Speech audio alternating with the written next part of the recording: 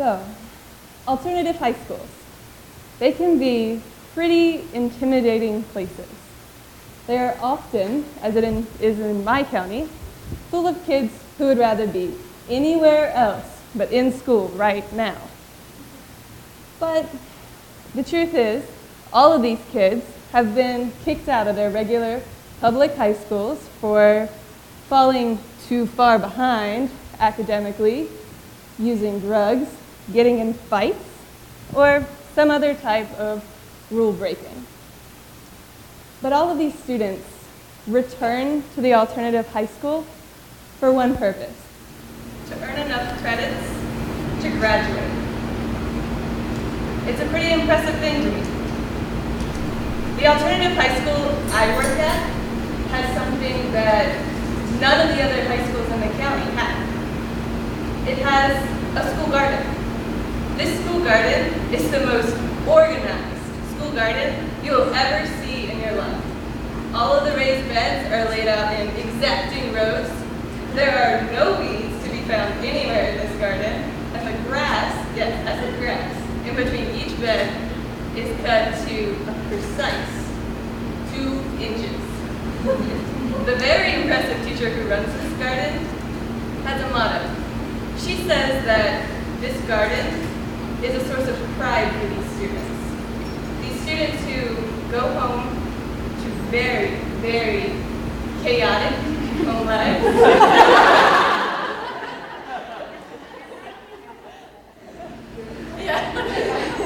They come to this garden every day.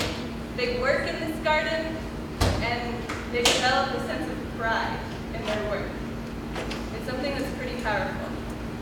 I came here to help develop this sense of pride in any way that I could.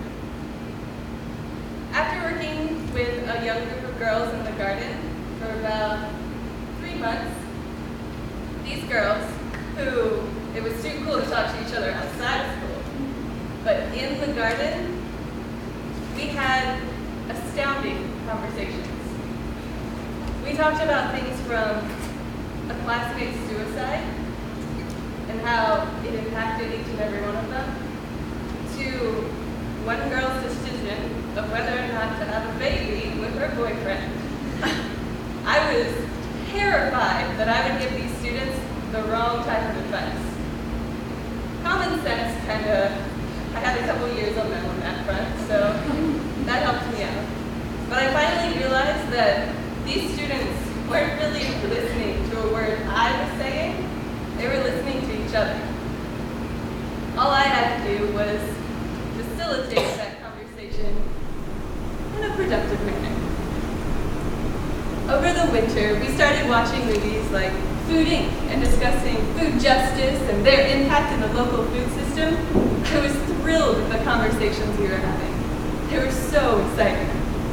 These students decided they wanted to visit a local farm. I was like, yeah, let's do it. They wrote the letter.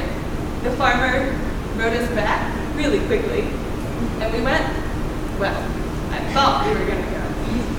I walk into school that day, look around my classroom. Not a single student showed up for school. I was beyond disappointed. I didn't know how to handle this. Later that day, I walked into the cafeteria, and there's one of my girls sitting at the lunch table, eating her McDonald's for lunch. I was like, last week, we watched Food Inc. You were horrified at the things you saw. You swore you would never touch fast food again. She just kind of shrugged and was like, it's yummy. I went to their teacher afterwards, and I was like, what's going on? She informed me then that it was much easier for these students to simply not show up for school rather than express their own opinion about something. I realized then that I wasn't here to teach them about food justice or their impact on their local food system. I was here to help them learn how to express their own opinions and feel comfortable asking questions. If that meant I had to sit back, watch them eat McDonald's for lunch, and try and transplant plants in the gardens with plastic containers still around them, right in the dirt, that's what I would do. I would sit back and watch. Because the best thing I could do for these young women was to let them develop that sense of self-confidence.